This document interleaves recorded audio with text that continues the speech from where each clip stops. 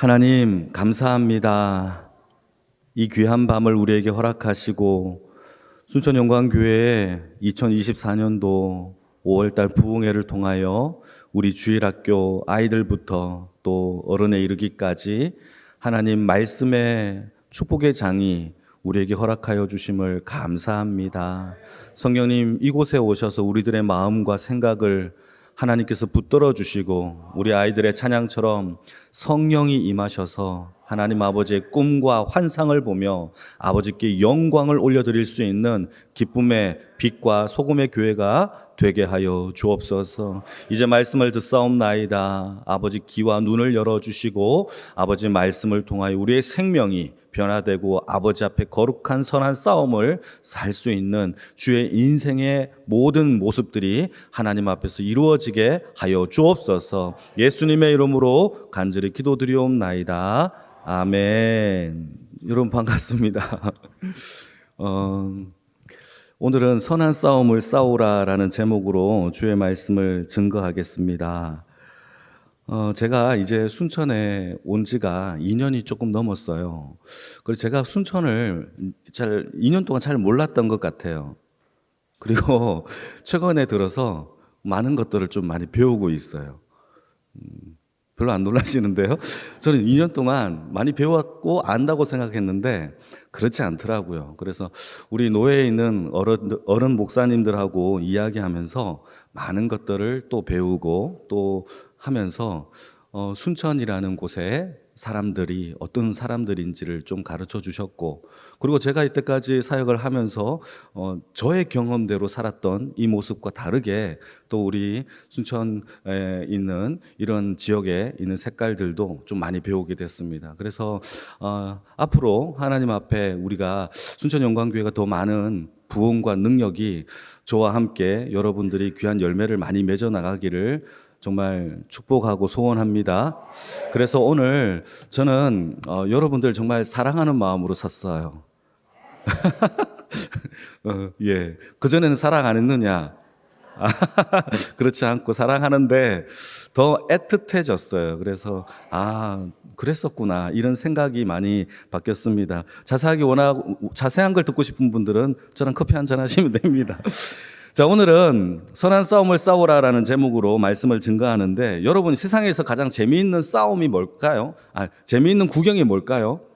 예, 싸움 구경이죠. 제가 불구경 또는 물구경, 홍수 났을 때 물구경 하는 거. 그보다 더 재미있는 건 싸움 구경인 거죠.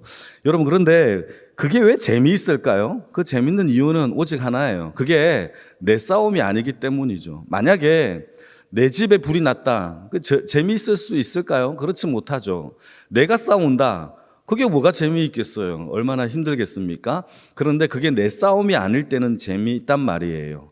그런데 여러분, 하나님께서 그리스도인으로 부를 때에 저와 여러분들을 하나님의 자녀로, 하나님의 백성으로 부를 때에 하나님이 우리를 어떻게 불렀느냐 하면 오늘 본문에도 나오는 것처럼 선한 싸움을 싸우라고 불렀대요. 그러니까 저와 여러분들은 예수 그리스도의 용사들이고 군사들이에요.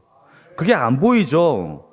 여러분, 그게 잘 안 보여요. 내가 왜 군사예요? 내가 왜 용사예요? 그럴 수 있어요. 그런데 여러분, 우리가 우리의 정체성을 알아야만 우리가 성장하고 변화돼요. 그게 하나님께서 저와 여러분들에게 요구하고 있는 핵심입니다. 오늘 설교에. 여러분, 하나님 앞에 선한 싸움을 쌀 수 있는 주의 인생이 되기를 축복합니다. 우리는 주의 용사들이에요.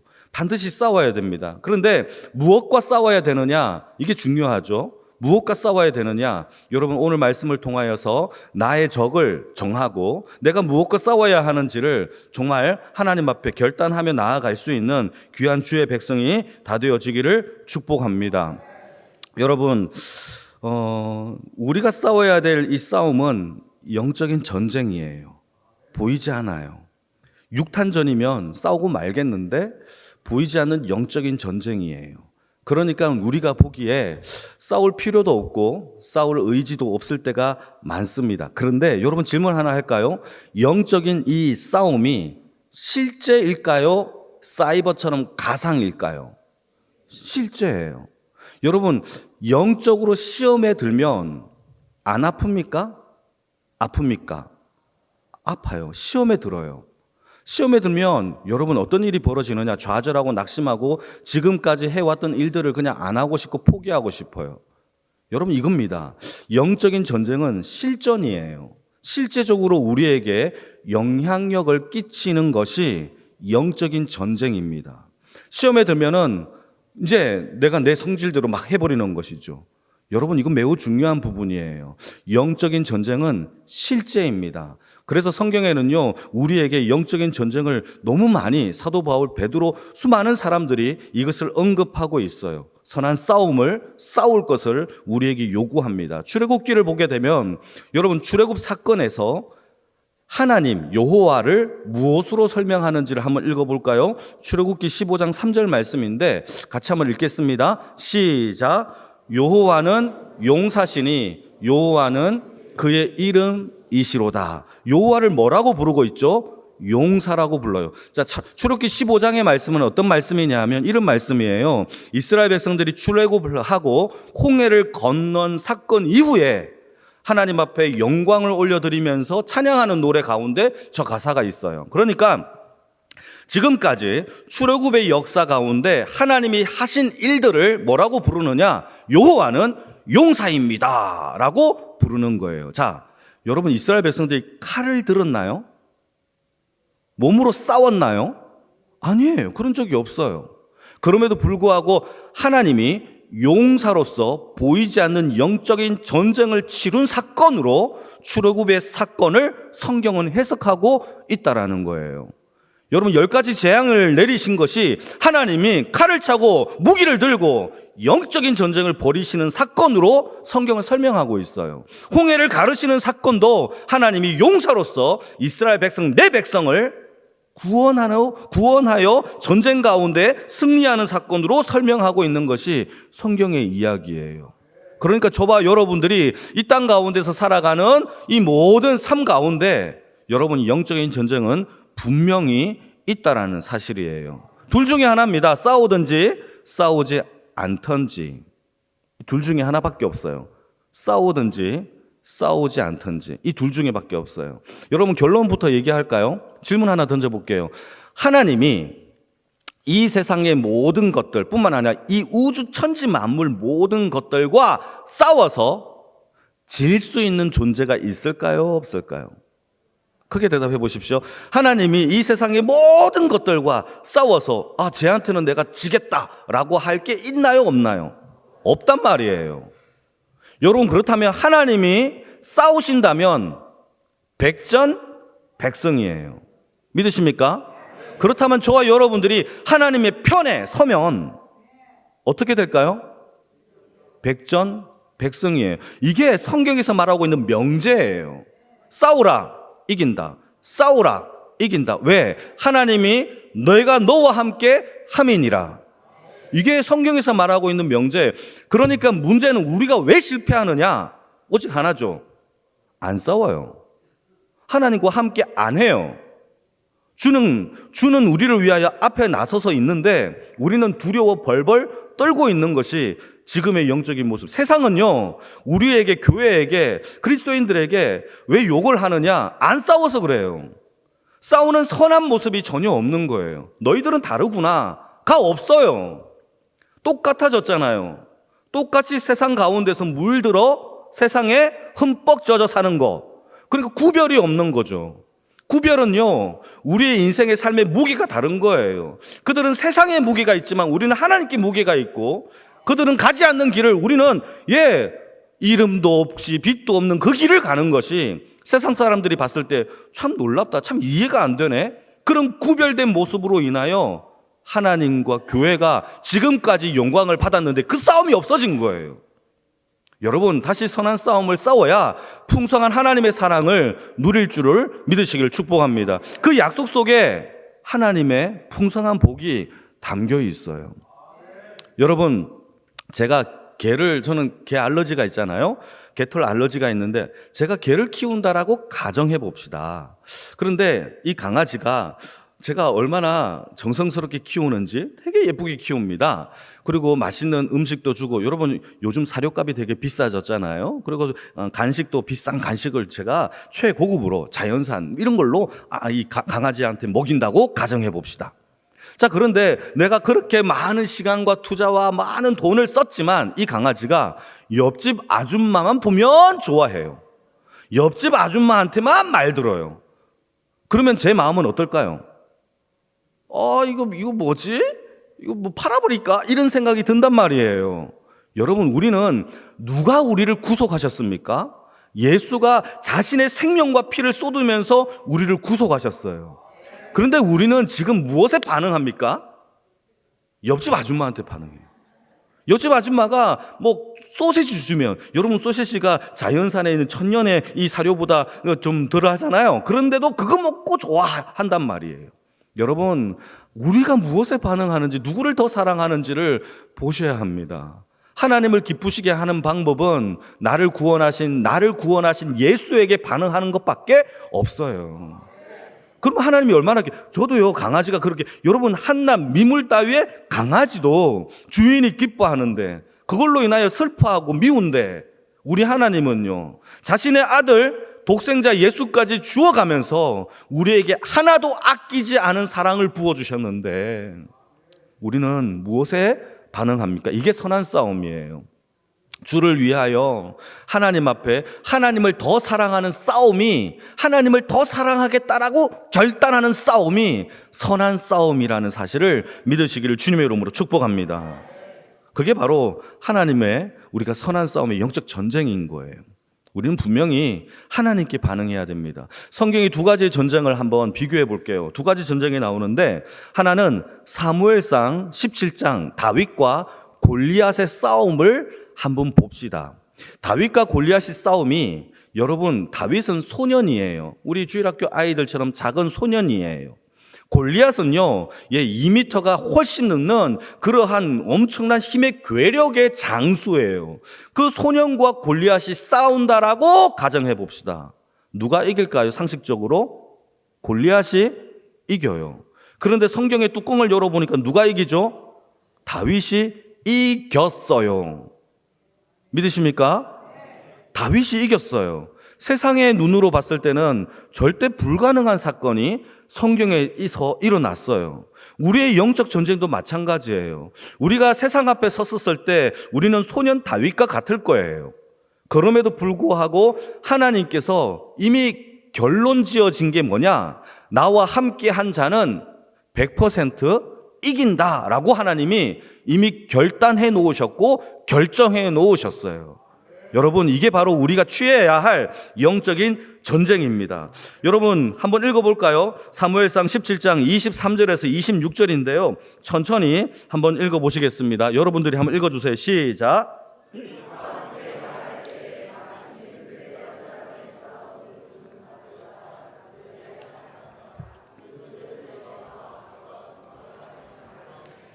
다윗이 들으니라. 이스라엘 모든 사람이 그 사람을 보고 심히 두려워하여 그 앞에서 도망하며 이스라엘 사람이 이르되 너희가 이 올라온 사람을 보았느냐? 참으로 이스라엘을 모욕하러 왔도다. 이를 죽이는 사람은 왕이 많은 재물로 부하게 하고 그의 딸을 그에게 주고 그 아버지의 집을 이스라엘 중에 세금을 면제하게 하시리라. 다윗이 곁에 서 있는 사람에게 말하여 이르되 이 블레셋 사람을 죽여 이스라엘의 치욕을 제거하는 사람에게는 어떠한 대우를 하겠느냐? 이 할례 받지 않은 블레셋 사람이 누구이기에 살아계신 하나님의 군대를 모욕하겠느냐? 여러분, 이게 여러분 골리앗과 다윗과의 싸움에서 사무엘상에서 나오는 성경의 이야기입니다. 자, 여러분 한번 생각해 봅시다. 골리앗이 올라와서 이스라엘 백성 하나님의 군대를 모욕합니다. 모욕해요. 그런데 이 모욕하는 이야기를 듣고 사람들이 어떻게 반응하느냐? 24절에 다 두려워하여 숨었대요. 도망쳤대요. 여러분, 이것이 바로 이들의 모습이에요. 그러면서 왕이 하는 말이, 사울 왕이 하는 말이 이렇게 말을 합니다. 너희들 중에 이 골리앗과 싸우면 내가 그에게 많은 재물로 부자가 되게 하겠다. 그리고 내 딸을, 공주를 그에게 주겠다.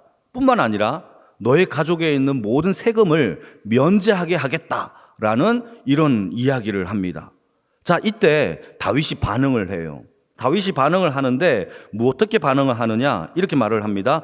이 할례 받지 않은 블레셋 사람이 누구이기에 살아계신 하나님의 군대를 모욕하겠느냐라고 하면서 다윗이 골리앗 앞으로 나아갑니다. 자, 질문.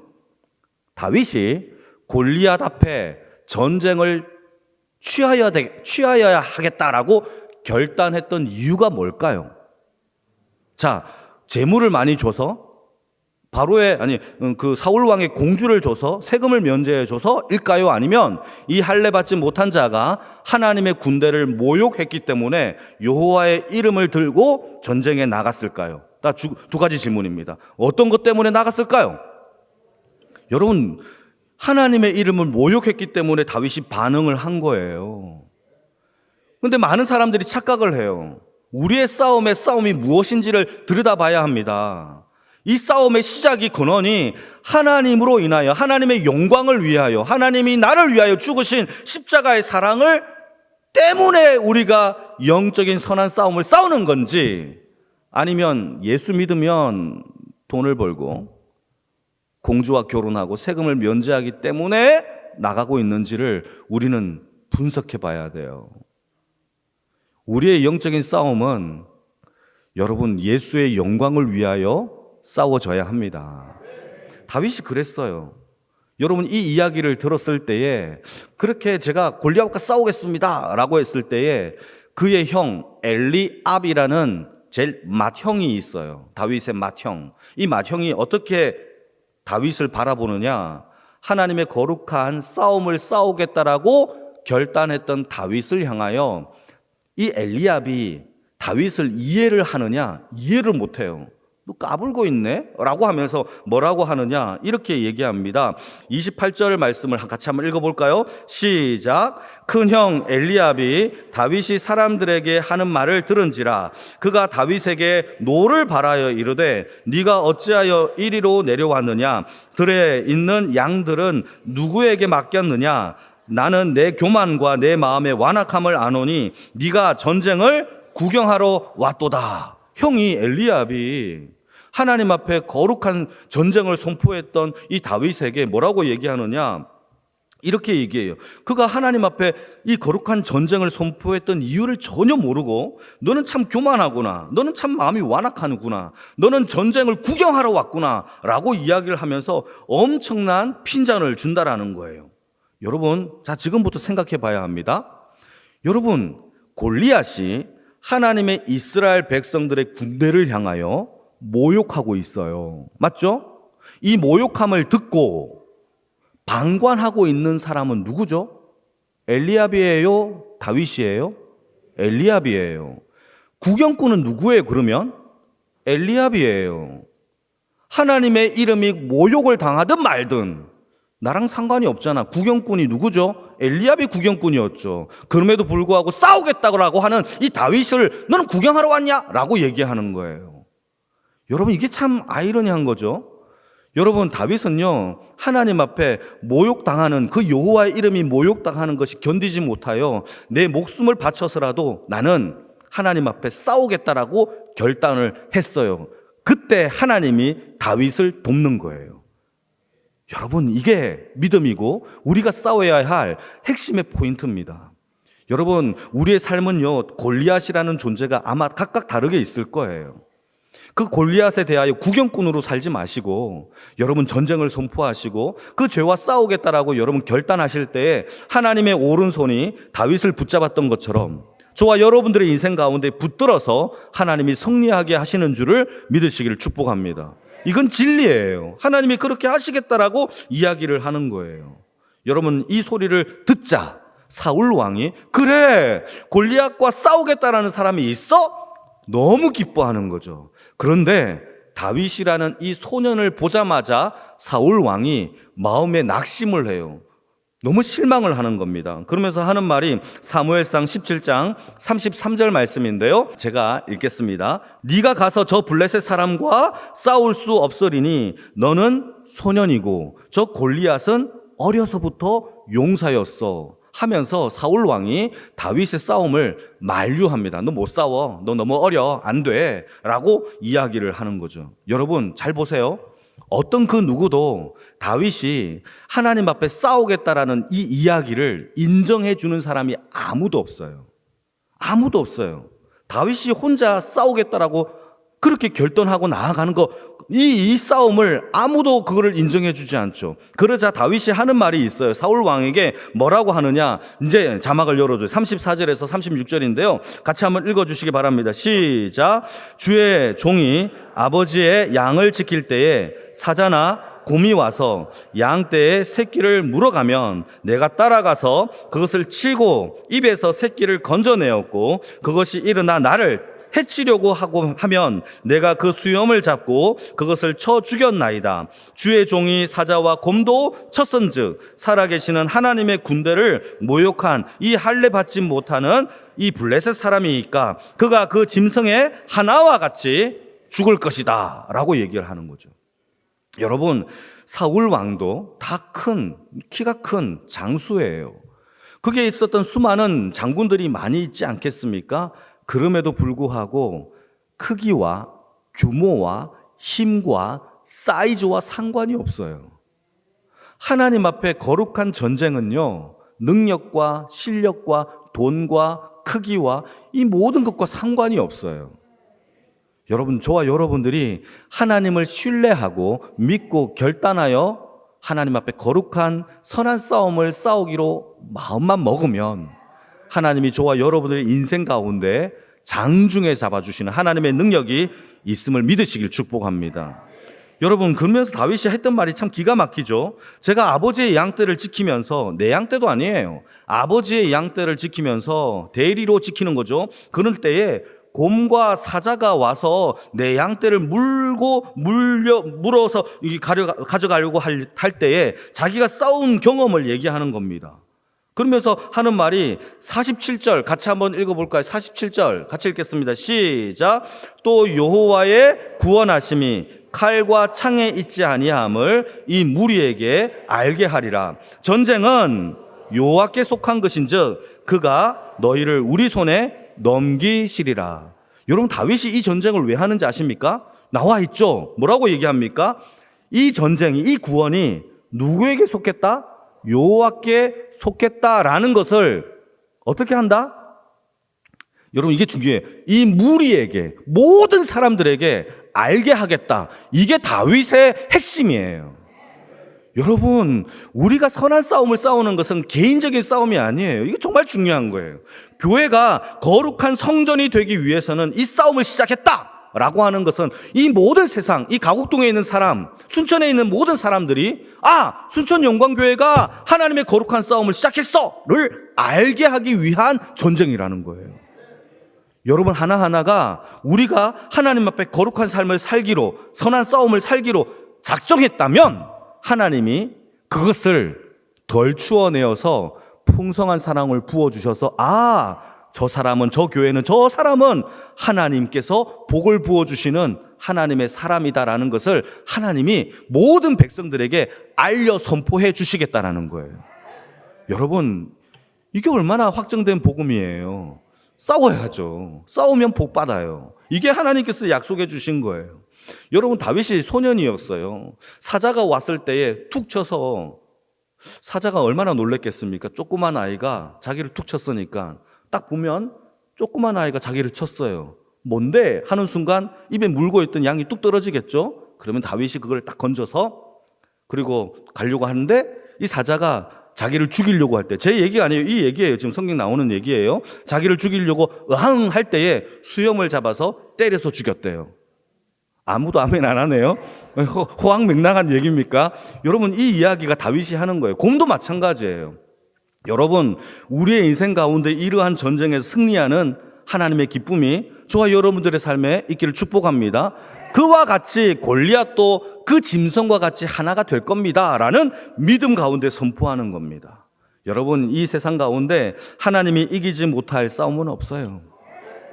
여러분 우리가 결단해야 됩니다. 그러면서 하는 말이 여호와의 구원하심이 칼과 창과 능력과 힘과 사이즈와 돈과 액수에 있지 않다라고 얘기하면서 내가 너희들에게 보여줄게. 봐봐, 내가 싸우는 거. 그러면서 나아가는 것이 바로 다윗의 싸움이었어요. 여러분 우리도 이 선한 싸움이 우리의 삶 가운데 있어지기를 주님의 이름으로 축복합니다. 사울 왕이 이 다윗에게 투구를 줬어요. 엄청난 큰 투구를 줬는데 다윗이 써보니까 이게 안 맞아요. 자꾸 돌아갑니다. 그래서 투구를 벗었어요. 갑옷을 줬어요. 그러니까 팔도 안 나와요. 그래서 갑옷도 벗었어요. 칼을 줬는데 너무 무거워요. 들지도 못해요. 다 버렸어요. 다윗이 어떤 무기를 들었는 줄 아십니까? 주위에 보니까 막갓지, 막대기가 있는 거예요. 하나 들고 돌멩이가 있는 거예요. 5개 들고는 나가는 거예요. 여러분 주위에 있는 작은 하나의 소품으로도 하나님이 골리앗을 이기게 하신다라는 사실이에요. 아, 나는 무기가 없어. 나는 투구가 없어. 난 돈이 없어. 난 능력이 없어. 이게 아니에요. 여러분 이걸 알게 하시는 하나님을 만나시기를 축복합니다. 우리가 가진 작은 것으로도요, 주머니에 넣어서 아무것도 안 나온 것 같지만 그 작은 것으로도 하나님은 이 땅의 가장 거구인 골리앗을 하나님이 이기게 하신다라는 거죠. 그러니까 이 전쟁은 하나님의 전쟁이지 우리의 전쟁이 아니라는 사실이에요. 다만 우리가 하나님과 함께하여 그 전쟁을 선포할 때에 하나님이 승리하게 하시는 줄 믿으시기를 축복합니다. 갑옷이 얼마나 비싼지, 골리앗이 얼마나 무서운지 별로 성경은 나와 있지 않아요. 성경은 뭐가 나오느냐? 다윗이 너는 칼과 창으로 나오지만 나는 여호와의 이름으로 나간다 하면서 돌멩이 작은 물맷돌을 돌려서 던졌더니 이마에 맞아 죽었더라. 끝. 할렐루야. 여러분 하나님은요 이렇게 이기시는 분이세요. 여러분 우리는 너무 걱정 많이 해요. 세상에 대하여 너무 걱정 많이 해요. 여러분 신뢰하고 믿으시길 축복합니다. 우리에게 골리앗이 두려움의 존재가 안 되기를 축복합니다. 하나님을 믿으십시오. 그러면 하나님이 우리에게 반드시 승리의 역사를 하나님께서 열어주시는 것을 여러분 다윗이 고백하잖아요. 내가 이 모든 무리에게 알게 하리라. 하나님이 알려주실 줄로 믿으시길 축복합니다. 그게 우리가 싸워야 될 전쟁이죠. 그래서 다윗은요 막대기 하나와 돌멩이 5개 그 골리앗 앞에 선 거예요. 반면에 골리앗은 뭘 들고 있습니까? 대표하는 장군으로 엄청난 큰 무기, 상상을 초월하는 힘이 있어요. 골리앗은 그래서 한 방이면 사실상 골리앗이 던지는 그 한 방에 이 칼에 한 번 휘둘리면은 다윗은 즉 싸우고 말 거예요. 이 모습이 세상 앞에 선 그리스도인들의 모습이에요. 세상은요, 여러분 세상의 주관자가 꽉 잡고 있어요. 우리를 언제든지 넘어뜨리려고 하는 우는 사자처럼 삼킬 자를 찾고 있는 게 세상의 모습이래요. 언제든지 우리는 삼킬 수 있어요. 그럼에도 불구하고 여러분 우리가 하나님과 함께 하신다면, 하나님이 우리와 함께 하신다면 여러분 어떤 것으로도 전쟁에서 승리할 줄로 믿으시기를 축복합니다. 100% 승리예요. 그게 바로 첫 번째 우리가 영적인 전쟁을 치러야 할 이유라는 거죠. 또 두 번째 여러분 전쟁 하나를 더 살펴볼 건데 출애굽기 17장의 말씀을 보시게 되면 8절 말씀에 한 전쟁이 나오는데 한번 읽어볼게요. 시작. 그때에 아말렉이 와서 이스라엘과 르비딤에서 싸우니라. 르비딤이라는 작은 지역에서 이스라엘과 아말렉이 싸우는 장면이 출애굽기에 나와요. 그런데 왜 싸우는지는 출애굽기에는 안 나와요. 그런데 신명기 25장에는요 싸우는 이유가 자세하게 설명되어져 있어요. 한번 읽어볼까요? 신명기 25장 17절에서 19절인데요 여러분 천천히 한번 읽어주시기 바랍니다. 시작.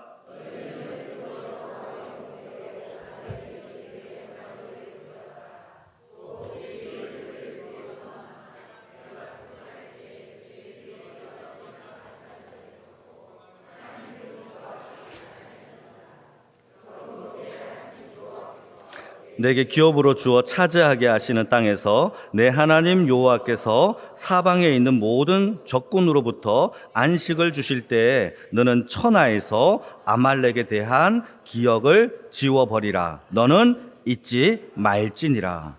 여러분 아말렉이 출애굽을 할 때 이스라엘 백성들을 공격을 했어요. 어떻게 공격을 했느냐? 약한 자들을 뒤에서 쳤고 피곤하여 지쳐 있는 자들을 뒤에 가서 죽여버렸어요. 이것을 하나님이 보시고는 아말렉에 대한 이 악함에 대하여 하나님이 뭐라고 얘기하느냐? 앞으로는 아말렉은 내가 대대토록 대대 영원히 아말렉과 내가 전쟁하겠다라고 얘기를 해요. 여러분, 이게 참 중요해요. 여러분, 이 아말렉의 행동을 자세히 들여다보게 되면 이 아말렉이 마귀와 같은 행동을 해요. 여러분, 영적인 우리의 공동체가 하나님의 군대라고 가정한다면 우리 공동체에 약한 자들이 있을까요? 없을까요? 있어요. 여러분, 약한 자들이 있어요. 그 약한 자들을 공격을 하는 게 마귀예요. 지쳐있고 좀 쉼이 필요한 자들에게 가서 죽여버리는 게 바로 마귀가 하는 짓이에요. 여러분, 중요합니다. 공동체는요, 약한 자들을 서로 돕고 돌보는 것이 하나님께서 우리에게 주신 공동체의 원리예요. 그런데도 불구하고 이 마귀는요, 우리의 가장 약한 부분을 공격해요. 이것은 개인적으로도 마찬가지예요. 여러분, 인생을 살다 보면 지칠 때가 있습니까? 없습니까? 있어요. 저도 지칠 때가 있어요. 어쩔 때는 힘들 때가 있어요. 육체적으로 약하여질 때는 조금 막 모든 게 좀 힘들어져요. 그때 마귀가 우리의 가장 약한 부분을 공격하여서 우리의 감정과 기분과 또 좌절과 낙심과 모든 상황 속에서 무너지게 하려고 하는 것이, 삼킬 자를 잡아먹으려고 하는 것이 마귀가 하는 짓이에요. 그런데 여러분, 중요합니다. 이것이 마귀가 하는 짓거리와 똑같다면, 자, 중요합니다. 지금부터 하나님이 아말렉에 대하여 하나님이 전쟁을 선포했잖아요. 마찬가지로 하나님은 이 마귀와 영적 전쟁 가운데 싸우는 저와 여러분들에게 뭐라고 얘기하느냐? 이 영적 전쟁에 대하여 내가 영원토록 대대토록 너희를 위하여 싸우겠다라고 말씀해 주시는 거예요. 여러분, 우리의 싸움은요, 우리의 힘과 능력으로 싸우는 게 절대 아니에요. 우리는 싸우면 져요. 어떻게 마귀를 이길 수가 있겠습니까? 그러나 예수의 생명으로 예수의 보혈에 힘을 입었던 주의 백성들은요, 하나님이 대신하여 싸워 주시는 줄 믿으시길 축복합니다. 그래서 갓난아기는 뭐 좀 못 싸우겠지만 어린 아이를부터 어른에 이르기까지 우리의 모든 전쟁은 하나님께서 우리를 붙들어 주시고 승리하게 하여 주신다라는 사실입니다. 이게 바로 르비딤에서 싸웠던 이 아말렉과의 전투의 모습이에요. 이스라엘 백성들은요, 400년 동안 노예로 살았어요. 광야에 나왔는데 무기도 없죠. 조직이 뭐가 있겠습니까? 군대 생활을 해본 적도 없어요. 그럼에도 불구하고 아말렉은 약한 자들을 공격하여서 죽여버렸다라는 거예요. 여러분, 출애굽기 17장 9절에서 11절 말씀을 같이 한번 읽어볼까요? 이 아말렉과의 전투에서 하나님이 어떻게 이기게 하시는지를 한번 읽어보시겠습니다. 시작! 모세가 여호수아에게 이르되 우리를 위하여 사람을 택하여 나가서 아말렉과 싸우라.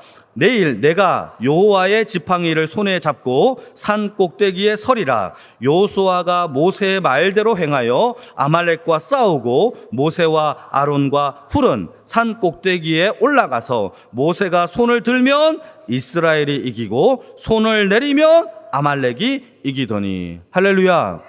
여러분, 생각해 보세요. 성경이 이걸 기록하고 있어요. 뭘 기록하고 있느냐? 모세가 손을 들면 누가 이긴다? 이스라엘이 이기고 손을 내리면 아말렉이 이긴대요. 여러분, 영적 전쟁과 육탄전이 연결되어 있죠. 우리의 싸움도 마찬가지예요. 우리의 싸움도 마찬가지예요.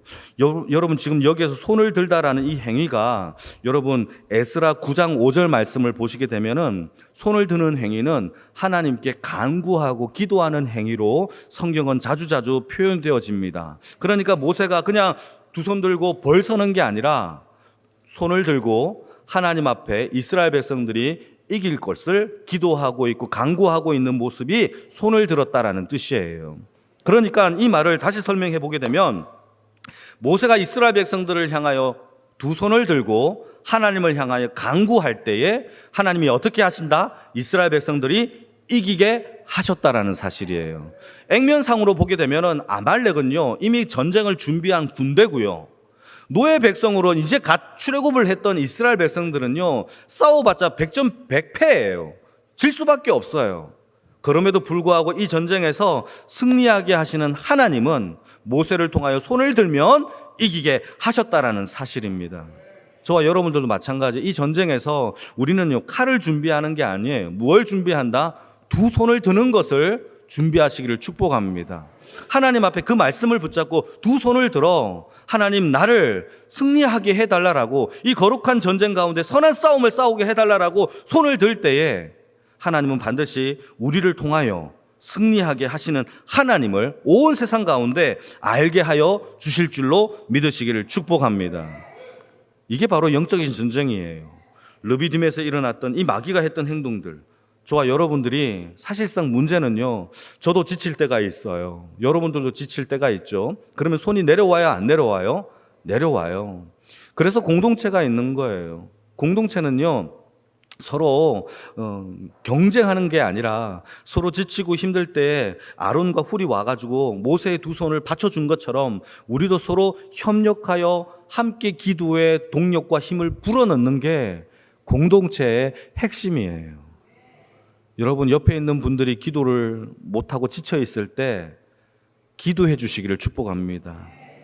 오른손을 붙들어서 나는 왼손 붙들게, 너는 오른손 붙들어 하며 함께 기도하는 것이 여러분 공동체가 승리하는 비결이고 방법인 줄 믿습니다. 그래서 저는 여러분들의 기도가 너무너무 절실하고 필요해요. 저 혼자 이길 수가 없어요. 여러분들이 제 왼손, 오른손을 붙들어 주실 때에 저는 영적인 전쟁 가운데서 또 여러분들을 위하여 저는 기도하죠. 그럴 때에 여러분, 우리 교회가 하나님 앞에 영적인 전쟁과 선한 싸움의 대가가 되어질 줄로 믿으시기를 축복합니다. 싸운다면 하나님이 승리를 주세요. 그리고 모세가 제단을 쌓고 그 르비딤에서 제단을 쌓고 그 제단의 이름을 뭐라고 불렀느냐? 여호와 니시라고 불렀어요. 여러분, 출애굽기 17장 16절 말씀인데요, 같이 한번 읽어볼까요? 출애굽기 17장 16절 시작. 아말렉과 더불어 대대로 싸우리라 하셨더라. 여러분, 이제 이 전쟁은요, 이 르비딤에서 아말렉과의 싸움은 하나님이 여호와의 제단, 여호와 니시라는 이 제단을 통하여 하나님이 선언하시고 있는 메시지가 뭐냐? 여호와 니시가 무슨 뜻인지 아십니까? 여호와는 나의 승리예요. 하나님이 저와 여러분들에게 승리의 제단을 주셨는데, 이 승리의 제단의 이름의 뜻이 무엇으로 나타나느냐? 여호와께서 맹세하여 이르시기를 여호와가 아말렉과 더불어 대대로 내가 싸우겠다라는 제단이 여호와 니시예요. 이 제단이 저와 여러분들에게 이미 있는 줄 믿으시길 축복합니다. 그게 예수 그리스도의 예배의 제단인 것이죠. 여러분, 저와 여러분들은 이미 하나님께서 우리에게 승리를, 십자가의 영광의 승리를 이미 주셨어요. 그 영광에 참여하시기를 축복합니다. 자, 지금부터 재밌는 거예요. 우리가 이 전쟁에 참여하잖아요. 영적인 전쟁을 치르잖아요. 결단하잖아요. 그때부터 우리에게 어떤 일이 나타나느냐? 우리에게 거룩한 변화가 일어나요. 이거 이해가 되시면 아멘? 여러분, 우리는 이제 하나님 앞에서 거룩한 성전, 거룩할 성 전쟁전, 거룩한 성전을 치르기로 작전하면 우리 안에서 거룩한 변화가 일어나기 시작해요. 이것을 가리켜 성화라고 불러요. 그러니까 성화는요, 싸울 때 일어나는 거예요. 내가 예배 잘 드리고 기도 열심히 하고 그러면 거룩해지겠지가 아니에요. 거룩한 변화는요, 싸울 때에 우리가 바뀌어요. 거룩한 주의 백성의 삶을 열매를 맺기 시작해요. 여러분, 우리가 10년 지나고 20년, 30년, 70년 지나도 열매가 없다면, 거룩한 변화가 없다면 우리는 안 싸워서 그래요. 교회는 70년 다녀도 그것과 상관없어요. 싸워야만 거룩한 성전이 이루어져야지만 하나님의 풍성한 사랑을 담을 그릇이 만들어져요. 그 그릇을 만들어서 하나님이 부어주시는 거예요. 그러니까 여러분, 우리가 하나님의 거룩한 성전에 참여하여 거룩한 변화를 받기를 주님의 이름으로 축복합니다. 그럴 때 사람들이 보는 거예요. 와, 저 사람은 다르다. 뭔가 다르네. 거룩한 변화가 일어나고 있네. 우리를 통하여서 하나님이 일하고 계심을 보여 알게 하는 것이죠. 세상의 전쟁은 사람을 만족시키는 것이지만 하나님의 거룩한 전쟁은 하나님의 기쁨이 되게 한다라는 사실이에요. 사람에게 인정을 받으면 훌륭하다라고 말할 수 있지만 하나님께 인정을 받은 사람은 하나님의 거룩함을 인정받아요. 여러분, 이게 얼마나 기쁜가요? 참된 기독교의 신앙은요, 반드시 선한 싸움이 있어야 해요. 저는 여러분 2025년, 2024년도를 지나면서 여러분들과 함께 선한 싸움을 한번 싸워봅시다. 이게 하나님의 풍성한 사랑을 담을 수 있는 그릇의 첫 번째 조건이에요. 아무리 우리가 노력을 해도 이 선한 싸움이 없다면 풍성한 사랑을 담을 수 있는 그릇이 없어요. 주시려고 하는데 더러워요. 그릇이 없어요. 너무 작아요. 종지 그릇이에요. 여러분, 싸움을 싸우기를 축복합니다. 그런데 언제까지 싸워야 되느냐? 회심하고 주님 오실 때까지 싸워야 돼요. 이건 좀 부담이 되시죠? 우리가 주의 그리스도인으로 부르심을 받았다면 그때부터 우리가 죽는 날까지 우리는 계속 선한 싸움을 싸워 나가야 합니다. 자, 여러분 잠시 저를 볼까요? 그러면 이 선한 싸움이 그냥 상식적으로 생각할 때 힘이 들어요? 안 들어요? 상식적으로 들어요? 안 들어요?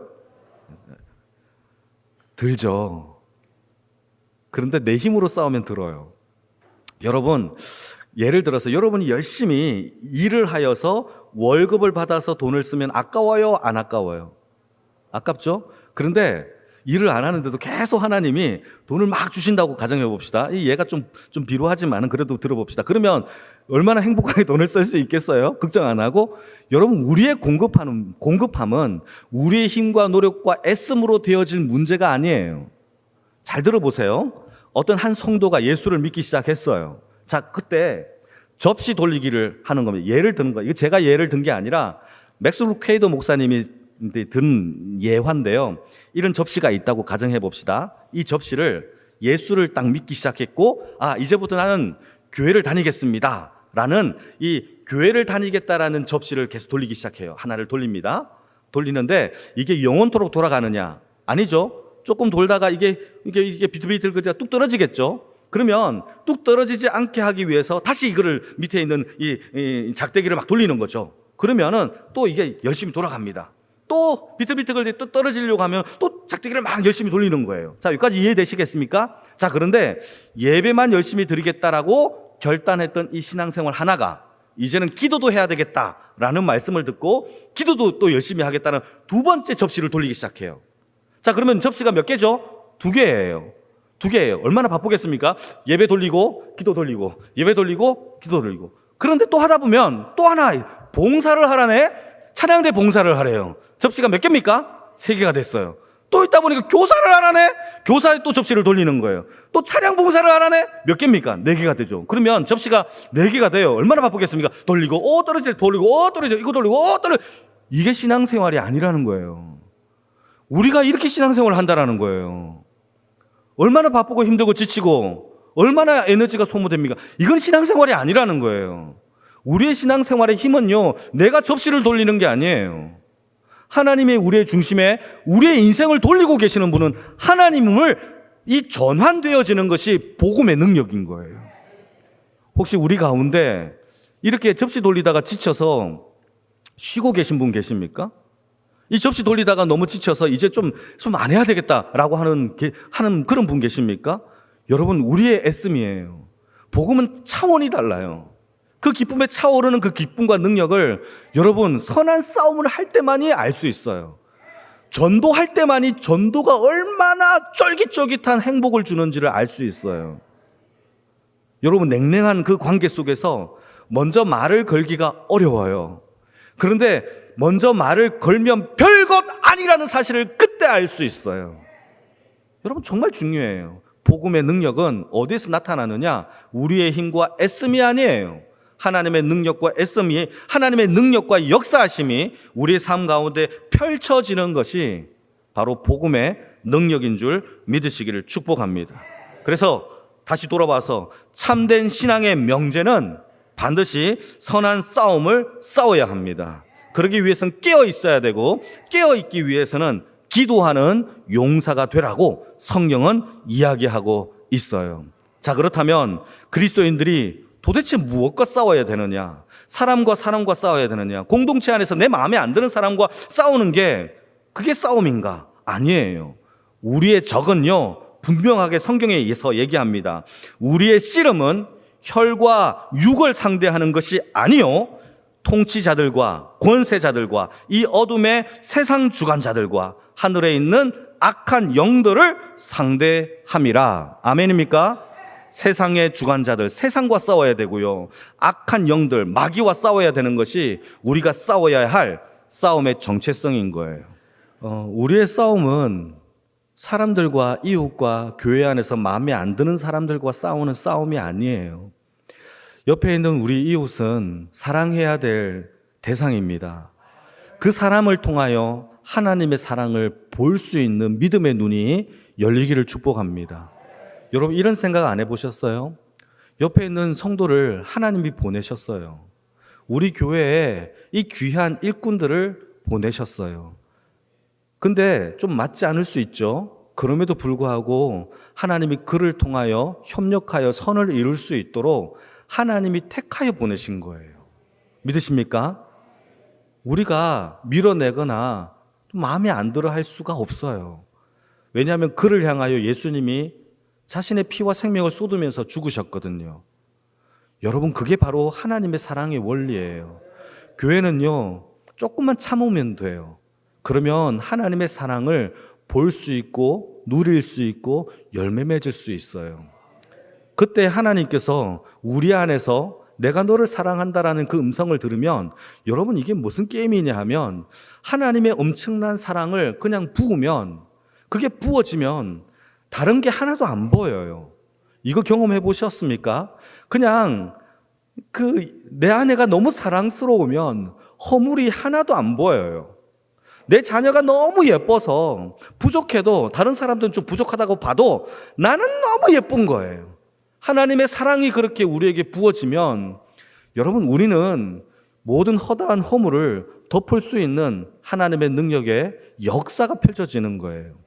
그러니까 우리가 정작 싸워야 할 대상은 사람이 아니에요. 조금 전에 얘기한 것처럼 세상의 주관자들, 세상이고요, 뿐만 아니라 악한 영들, 마귀예요.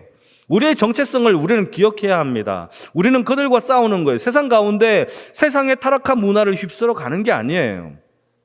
세상이 우리에게 주구장창 얘기하고 있는 거를 따라가는 게 아니에요. 하나님의 말씀을 따라 그 말씀에 반응하는 것이 그리스도인들의 삶의 모습이에요. 여러분, 하나님의 말씀에 반응하는 주의 백성의 양이 되기를 축복합니다. 그래서 요한복음 10장에는요, 두 가지를 얘기해요. 주인이 만들어 놓은 문으로만 다니는 게 내 양이래요. 그 길이 있는데, 그 문이 있는데 그 길과 문으로 다니는 것만 내 거야 라고 하나님이 말씀하시는 거예요. 그리고 또 두 번째, 내 음성에 반응하는 양들만 내 양이다 라고 얘기하는 거예요. 그러면 주인 대신, 목자 대신 하나님이 우리를 푸른 초원과 꼴을, 또 물을 먹일 수 있는 곳으로 날마다 안전하게 인도해 주시는 거예요. 믿으시면 아멘. 우리는 내가 찾아다니려고 하니까 맨날 이리에게 잡아먹혀요. 하나님의 인도하심이, 선하심이, 더 좋은 것을 주시려고 하시는 하나님의 은혜를 믿으시기를 축복합니다.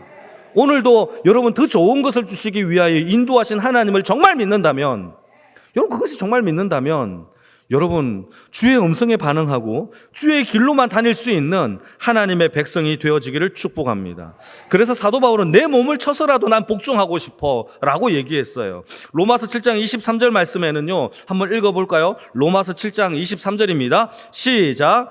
내 지체 속에 다른 법이 내 마음의 법과 싸워 내 지체 속에 있는 죄의 법으로 나를 사로잡는 것을 보는도다. 오호라, 나는 공고한 사람이로다. 이 사망의 몸에서 누가 나를 건져내리라. 사도 바울도 이런 마음의 싸움이 있었어요. 내 사망의 몸에서 나를 건져낼 이 치열한 싸움이 있었단 말이에요. 사도 바울 정도가 되면 교회를 수십 개 개척을 하고 뿐만 아니라 유럽 전 지역에 하나님의 복음을 전했던 그 사람은 편안하게 신앙생활을 했느냐? 아니에요. 날마다 내 마음속에 전쟁통 같은 그런 싸움을 매일매일 싸웠고요. 하는 말이 기가 막히죠. 나는 공고한 사람이로다. 나는 너무너무 가난한 사람. 난 너무너무 아픈 사람이야. 누가 나를 이 사망의 이 몸에서 나를 건져내랴. 이게 사도 바울의 진짜 고백이었다라는 사실이에요. 여러분, 우리가 마음으로 아무리 원해도 육체가 약하여 넘어지는 게 우리의 모습이에요. 여러분, 예수님이 제자들에게 기도해라 라고 했을 때에 뭐라고 얘기합니까? 그들은 기도를 하지고 다 자요. 그때 예수님께서 하시는 메시지가 마음은 원인데 육체가 약하다라고 말씀하지 않습니까? 이게 저와 여러분들의 모습이에요. 우리는 아무리 원하고 아무리 소원하고 주여 주여 부르짖어도 육신이 약하여 또 넘어지고 또 넘어지는 거예요. 그러니까 주님께서 공급하여 주시는 힘과 능력이 없으면 우리는 오늘도 실패할 수밖에 없어요. 그러니 여러분, 우리가 예배당에 모여서 함께 기도하고 간구해야 될 게 너무 명확하지 않습니까? 하나님, 오늘 나에게 부어주실 공급할 능력과 힘을 부어주시옵소서. 그래서 날마다 일용할 양식을 구하래요. 이것은 육신의 양식일 뿐만 아니라 매일매일 부어주시는 영적인 양식이에요. 여러분, 하나님이 저와 여러분들에게 일용할 양식을 주실 줄 믿으십니까? 구해야 돼요. 우리는 먹을 것은 구하잖아요. 삼시세끼는 구해요. 그런데 삼시세끼 영적인 하나님의 양식을 간구하지는 않는단 말이죠. 여러분, 우리의 삶 가운데 하나님의 육신의 양식뿐만 아니라 영적인 양식을 날마다 구하면서 오늘도 공급하여 주시는 힘으로, 능으로 승리하시기를 주님의 이름으로 축복합니다. 여러분, 하나님이 싸워서 질 수 있는 전쟁은 존재하지 않아요. 모든 전쟁에서 승리하십니다. 하나님이 우리 편에 계시면, 우리가 결단하고 나아가면 하나님이 반드시 승리를 하나님께서 역사해 주실 줄로 믿습니다. 다만 실패하는 이유는 우리가 그 전쟁에 함께 동참하지 않기 때문입니다. 아말렉과 싸우겠다라는 하나님의 전쟁 선포에 우리도 아멘하며 결단할 때에 여러분, 하나님의 전쟁에 우리도 하나님과 함께 승리하시는 주의 백성의 삶을 살 줄로 믿습니다. 우리는 적을 너무 과소평가해요. 여러분, 우리의 적을 과소평가하지 마시기를 축복합니다. 우리의 적은요, 강해요. 악한 마귀는요, 너무너무 강해요. 예수의 생명 없으면 저도 여러분들도 어떤 그 누구도 살 수 없어요. 이 전쟁 가운데 능히 이미 이기신 하나님의 십자가의 복음을 오늘도 날마다 붙잡고 살아가는 하나님의 백성들이 되기를 축복합니다. 아멘입니까? 자, 그렇다면 우리가 어떻게 싸워야 되는지를 이제 마지막으로 설명할게요. 그러면 어떻게 싸워야 됩니까? 어떻게 싸워야 됩니까? 성경에서 우리에게 싸우는 이 싸움을 여러 가지로 설명해요. 첫 번째는 어떻게 설명하느냐? 좁은 문으로 들어가라. 좁은 문으로 들어가야 돼요. 좁은 길로 가야 돼요. 여러분, 이게 바로 우리가 싸워야 될 길이에요. 전쟁의 모습이에요. 또 하나는 자기를 부인하고 자기 십자가를 지래요. 썩을 양식을 위하여 일하지 말고 영생을 주시는 하나님의 양식을 위하여 일하래요. 뿐만 아니라 오른 뺨을 치면 왼뺨도 갖다 대는 싸움을 우리가 싸워야 돼요. 이게 그리스도인들이 싸워야 될 진짜 싸움이에요.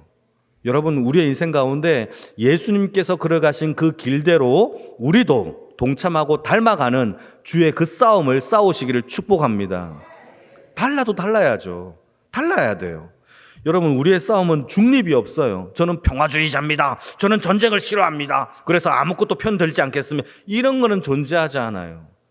여러분, 성경에서 말하는 우리의 싸움은요, 싸우든지 싸우지 않아서 지든지 둘 중에 하나예요. 여러분, 싸우면 이겨요. 싸우지 않으면 져요. 이거밖에 없어요. 여러분, 우리의 인생 가운데 여러분, 이 전쟁에 동참하여 주의 인생이 되어지기를 축복합니다. 찬송가 360장을 보시게 되면은 찬송가 360장에 제가 가사를 한번 읽어볼게요. 이렇게 되어 있습니다. 행군 나팔 소리로 주의 호령이 났으니 십자가의 군기를 높이 쳐들고 나가세. 선한 싸움 다 싸우고 의의 면류관 받았으리라. 선한 싸움 다 싸우고 의의 면류관 예루살렘 성에서 면류관 받으리. 자, 여기서 면류관을 언제 받느냐? 중요합니다.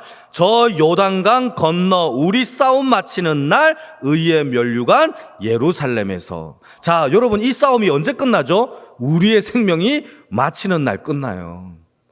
여러분, 그러니까 여러분, 이게 제가 금요일 날에 제가 설교했던 건데, 이번 주 엊그제 제가 설교했던 건데, 제가 이게 뭐냐 하면요, 제가 전도사 시절 때에 한 7년, 전도사 7년쯤 되었을 때에 어린이들을 데리고, 제가 주일학교 한 3, 4학년 아동부를 맡았는데, 이 아동부의 아이들을 데리고 전도사 시절에 제자 훈련을 했어요.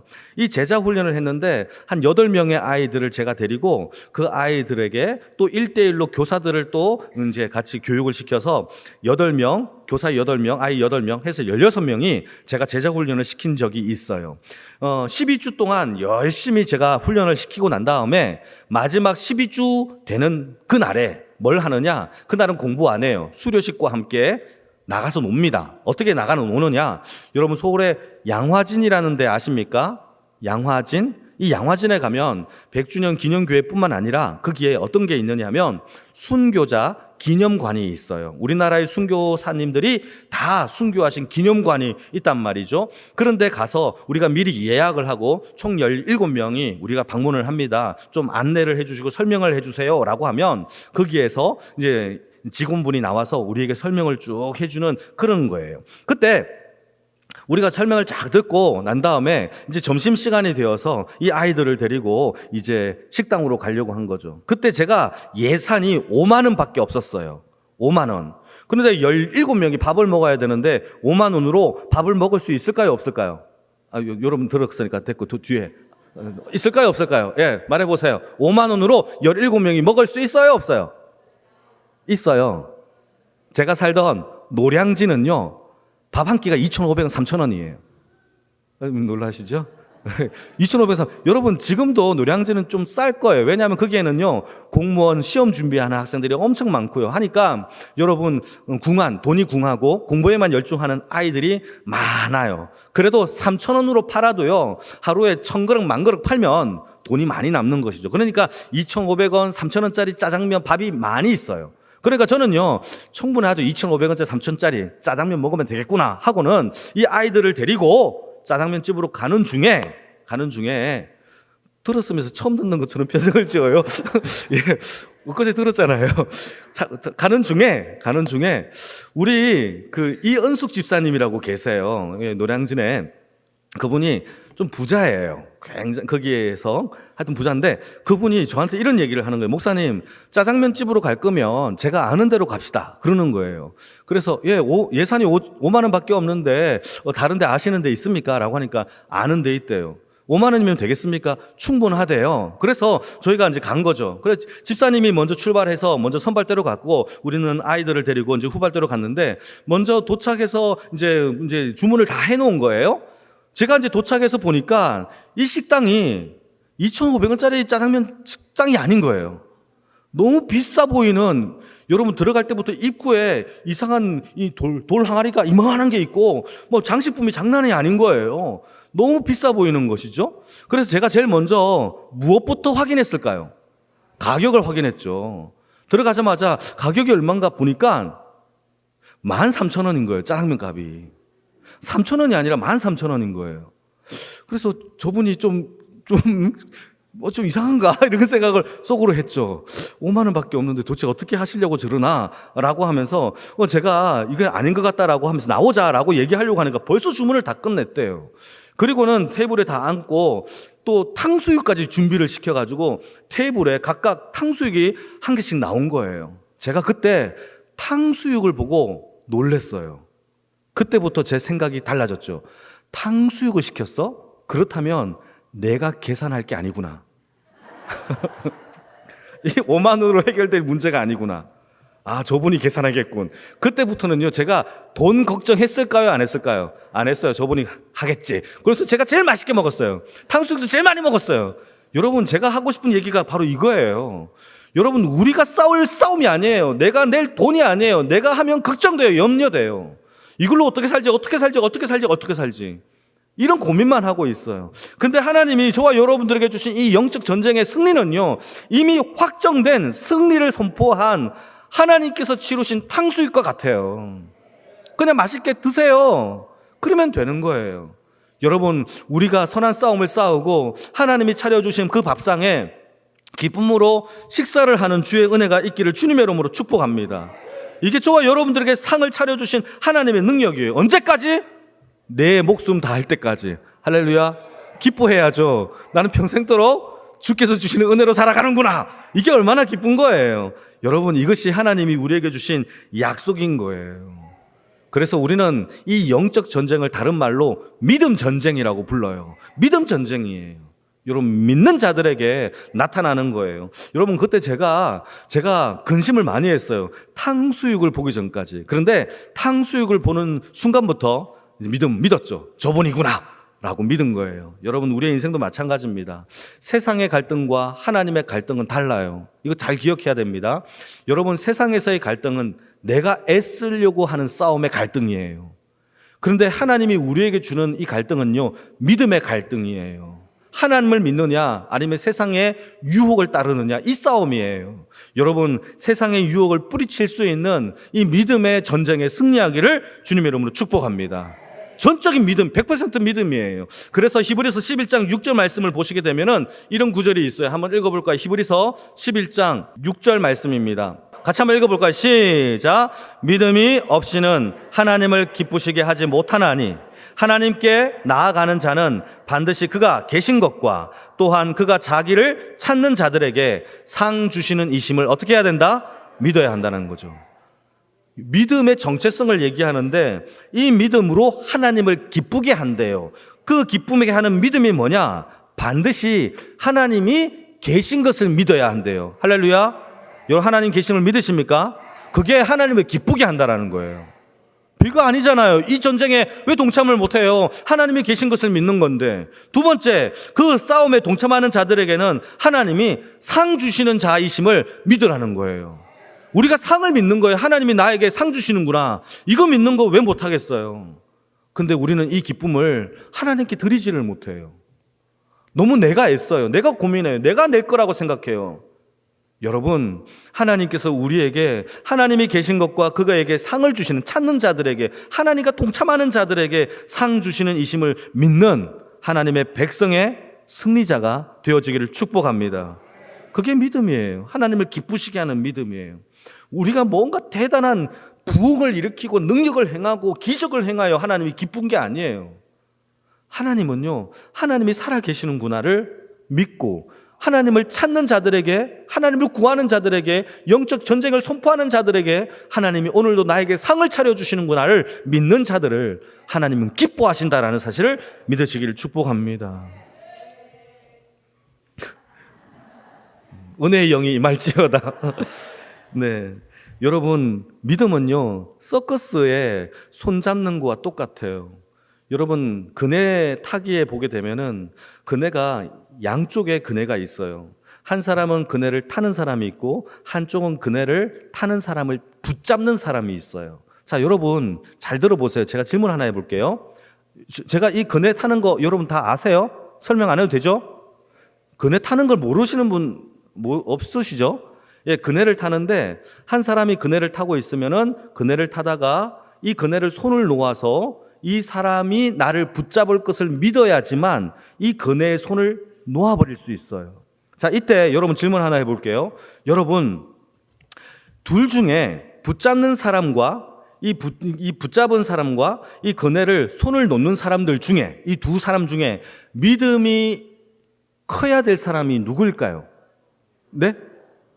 자, 네? 잡는 사람이요? 예. 새로운 발상이 정말 좋아요. 신선한. 예. 붙잡는 사람은요, 오면 잡으면 되잖아요. 이렇게 날라오는 거 잡으면 되는데, 문제는요, 그 그네를 손을 놓는 사람이 믿음이 더 큰 거죠. 왜죠? 저 사람이 나를 붙잡아 주실 것을 믿어야 되는 거예요. 그 얘기예요. 조금 전에 히브리서의 얘기가. 하나님이 계신 것과 하나님이 계신 것을 믿어야 노할 수 있어요. 나를 붙잡아 주실 상 주심을 있는 이심을 믿어야지만 여러분 누울 수 있어요. 별것 아닌 것처럼 보이지만 여러분 여기에는 하나님의 능력과 믿음이 함께 담겨져 있어요. 여러분 우리가 붙잡고 있는 내 아집과 고집과 어쩌면 골리앗과 같은 이 벌벌 떨고 있는 이 구경꾼의 모습을 하나님 앞에 다 내려놓기를 주님의 이름으로 축복합니다. 그러면 하나님이 저와 여러분들을 하나님이 붙들어 주세요. 그것이 바로 믿음이고 능력이에요. 그래서 여러분 하나님의 그 능력과 은혜를 믿으면서 오늘도 내가 붙들고 있는 작은 것들이라도 내가 의지하고 있는 모든 것들을 여러분 십자가 앞에 못 박고 놓아버릴 수 있는 하나님의 용사들이 다 되어지기를 주님의 이름으로 축복합니다. 그게 믿음인 것이죠. 그래서 용사들은 여러분 믿음은 이미 이기신 십자가의 능력을 오늘도 믿어요. 여러분 이미 이기신 십자가에서 예수님은 이렇게 말씀하십니다. 내가 이미 세상을 이기었노라. 이미 이기신 십자가예요. 우리가 이 땅에서 질 수 있는 십자가는 전혀 없어요. 그래서 로마서 8장 37절 말씀에 기록되기를 한번 읽어볼까요? 로마서 8장 37절 말씀인데 이렇게 기록하고 있어요. 제가 읽겠습니다. 우리를 사랑하시는 이로 말미암아 우리가 넉넉히 이기느니라. 우리는 넉넉히 이겨요. 여러분 저는 믿지 않아도 돼요. 우리 하나님을 믿으십니까? 성경 말씀 믿으시죠? 우리를 넉넉히 이기게 하나님이 약속해 주셨어요. 그렇다면 이 약속의 말씀을 믿고 여러분 선포하며 승리하기를 주님의 이름으로 축복합니다. 그러니까 정말 중요해요. 우리의 연약함 때문에 이 땅에서 실패하는 게 아니에요. 우리가 이 땅에서 실패하는 이유는 내가 모자라서 부족해서 신앙이 조금밖에 없어서 나는 초신자라서가 아니에요. 이런 싸움이 아니에요. 조금 전에 얘기했잖아요. 우리를 사랑하시는 이 때문에 넉넉히 이긴다는 거예요. 우리가 조금밖에 못 사랑해서 지는 게 아니라 우리를 너무너무 사랑하시는 그 사랑 때문에 넉넉히 이기게 하시겠다라는 거예요. 이김의 능력의 기초가, 능력이 붙잡음이 우리에게 있는 게 아니라 하나님이 붙잡아 주심으로 넉넉히 이기게 하시겠다라는 거죠. 여러분 이게 여러분 얼마나 큰 복음이에요. 그러니까 믿음에는 여러분 우리의 능력이 아니라 우리를 붙잡아 주시는 하나님의 능력으로 넉넉히 이겨내시는 주의 인생이 다 되어지기를 주님의 이름으로 축복합니다. 또 한 가지, 마지막으로 한 가지. 믿음은 기분이 아니에요. 기분 탓으로 자꾸 믿으려고 하는 사람들이 있어요. 기분이 좋으면 믿음이 있고 기분이 나쁘면 안 믿고. 여러분 우리의 믿음이 기분이 될 수 없어요. 흔들리지 않는 하나님의 말씀을 믿는 것이 어떤 상황과 조건과 여건과 상관없이 하나님의 말씀이 우리의 믿음의 기준이 되어지기를 축복합니다.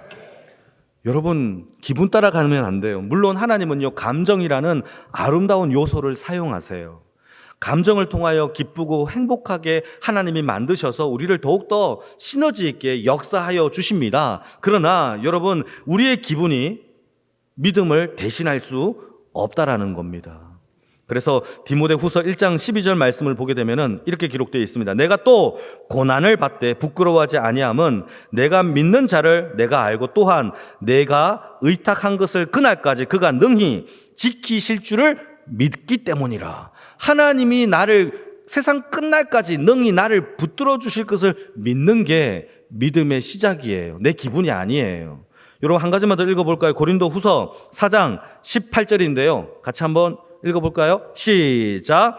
우리가 주목하는 것은 보이는 것이 아니요 보이지 않는 것이니 보이는 것은 잠깐이요 보이지 않는 것은 영원한 것이래요. 우리가 믿는 거는요 세상에 있는 것들이 아니에요. 그러니까 영원한 것을 믿기 때문에 이 믿음은 흔들릴 수 없어요. 보이는 것은 흔들릴 수 있어요. 이 꽃이 얼마나 아름답습니까? 근데 꽃은 져요. 지면 내 믿음도 져요. 이렇게 될 수 있잖아요. 그런데 하나님이 우리에게 주신 그 믿음은요 보이지 않는 영원한 곳에 있어요. 그러니까 어떠한 상황에도 우리의 믿음에 영향력을 끼칠 수가 없어요. 그 믿음을 가지시기를 주님의 이름으로 축복합니다. 그래서 믿음의 가치는요 아무리 강조해도 지나치지 않아요. 그래서 베드로는요, 믿음을 강조하면서 믿음을 이렇게 기도합니다. 같이 한번 읽어볼까요? 베드로전서 1장 1절 말씀인데 제가 읽겠습니다. 예수 그리스도의 종이며 사도인 시몬 베드로는 우리 하나님과 구주 예수 그리스도의 의를 힘입어 동일하게 보배로운 믿음을 우리와 함께 받은 자들에게 편지하노니. 이 믿음을 뭐라고 표현하고 있죠? 보배로운 믿음이래요. 사랑하는 성도 여러분, 보배로운 믿음을 우리가 다 소유하기를 축복합니다. 믿음을 소중하게 여겨보세요. 하나님이 내게 주신 이 믿음을 너무 보배롭게 여기면 하나님이 이 믿음 가운데 하나님이 놀라운 역사가 펼치게 하실 줄로 믿습니다. 여러분, 우리에게 주신 믿음은 허접한 게 아니에요. 정말 보배롭고 가치 있고 능력이 있고 생명이 있고 오늘도 나를 살리는 게 하나님이 우리에게 주신 믿음인 줄 믿습니다. 여러분, 결론을 좀 내리겠습니다. 여러분, 그리스도의 용사로 살고 싶습니까? 그렇다면 반드시 선한 싸움을 싸워야 되는데 이 싸움은 우리의 능력이 아니라 하나님 앞에 이 믿음을 위하여 날마다 기도하는 주의 용사가 되기를 축복합니다. 근데 이 믿음은 내 능력이 아니라 하나님이 주신 선물이에요. 그러니까 여러분, 우리가 하나님을 항상 구하고 믿음을 달라고 구하지 않을 수가 없어요. 그래서 제가 여러분들한테 마지막으로 권면하는 것은 예배를 드리거나 기도를 하거나 우리 아이들이, 학생들이 언제든지 기도할 때에 하나님, 믿음을 허락하여 주시옵소서, 내게 더 큰 믿음을 주시옵소서라고 늘 기도하는 주의 인생이 다 되어지기를 주님의 이름으로 축복합니다. 그럴 때에 하나님의 풍성한 사랑이 저와 여러분들의 가정과 교회 가운데 하나님이 가득 담아 주실 줄로 믿습니다. 아멘입니까? 아멘.